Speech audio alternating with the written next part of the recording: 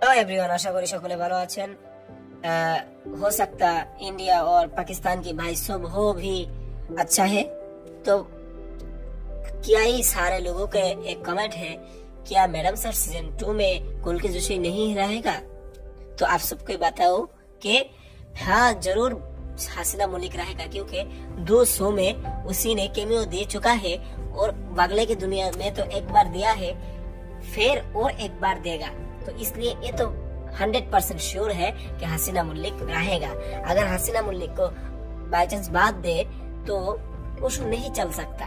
तो এবার বাংলা ভাষায় আসে যে অনেকের প্রশ্ন আছে যে ম্যাডাম স্যার 2 তে কি হাসিনা মল্লিক থাকবে। তো বলছি হ্যাঁ, কারণ যদি তিনি যে নাই থাকেন তাহলে 2 শোতে অলরেডি তাকে কেমিও দিতেন না। তিনি থাকবেন বলেই 2 শোতে তিনি কমিয়ে দিয়েছেন, একটা জানি ভানসাস আর একটি হচ্ছে বাংলা কি দুনিয়া, এবং সেখানে আরো একবার কেমিও দিবেন। তো দেখা যাক, সময় আসলে বলা যাবে। আরো 2-3 মাস লেট দেওয়া হয়েছে। Thank you.